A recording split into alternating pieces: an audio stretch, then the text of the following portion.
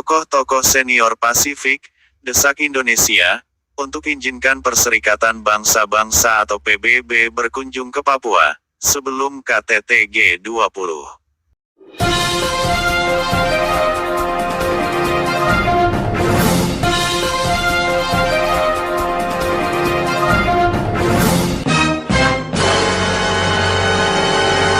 Papua News selengkapnya.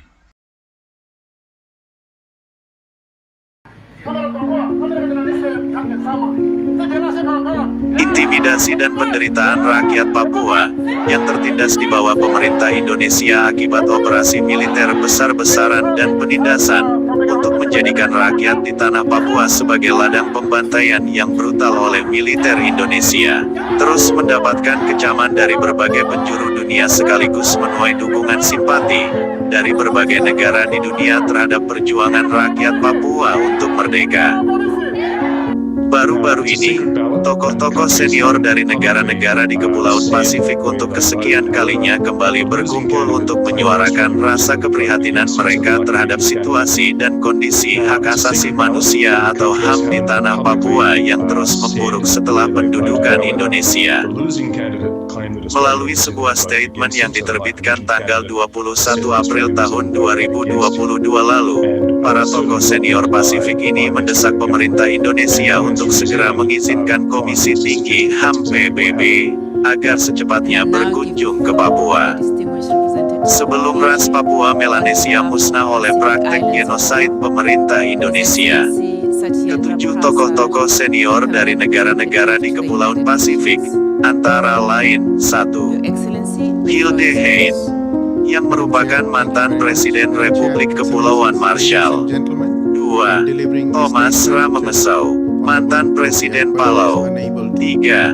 Anote Tong, adalah mantan Presiden Republik Kiribati. 4. Emele Sopoaga, merupakan mantan Perdana Menteri Tuvalu. 5. Dame McTaylor yang merupakan mantan Sekjen Pacific Islands Forum. 6. Robert Underwood adalah mantan anggota Kongres AS dan Presiden University of Guam. Dan 7. Cleopatra Tavola, seorang duta besar dan mantan menteri di Republik Fiji. Mereka adalah tokoh-tokoh senior Pasifik yang menandatangani pernyataan tersebut. Para tokoh ini mengutip beberapa laporan terkini tentang situasi hak asasi manusia di Papua dalam beberapa tahun terakhir.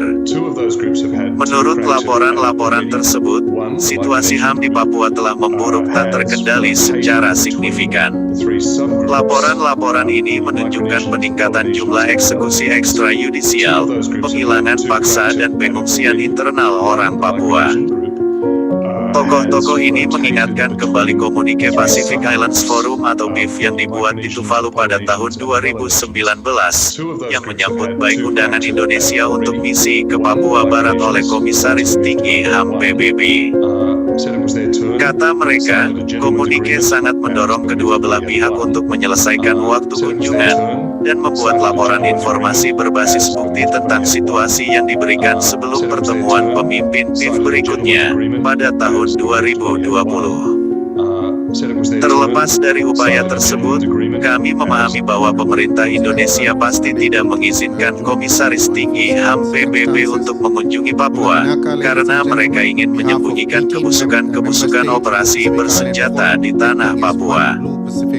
Kami menganggap ini tidak dapat diterima dan percaya bahwa perilaku seperti itu hanya memperburuk ketegangan di wilayah tersebut. Indonesia harus bertanggung jawab atas tindakan dan pelanggarannya dan menebus kerugian yang telah ditimbulkan pada penduduk asli Papua, tulis para tokoh senior Pasifik ini dalam pernyataan mereka. Mereka mendesak pemerintah Indonesia untuk mengizinkan Komisi Tinggi HAM PBB untuk mengunjungi Papua dan menyiapkan laporan untuk Dewan Hak Asasi Manusia. Kami meminta semua anggota Dewan Hak Asasi Manusia untuk mengeluarkan resolusi yang mengutuk pelanggaran berat hak asasi manusia saat ini di Papua.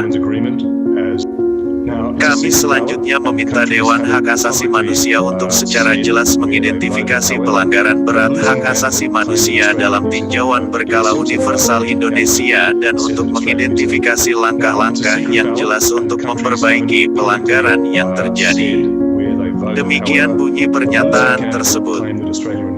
Para tokoh senior Pasifik lebih lanjut, mencatat bahwa KTT Kepala Negara dan pemerintahan G20 berikutnya akan berlangsung pada bulan November di Bali.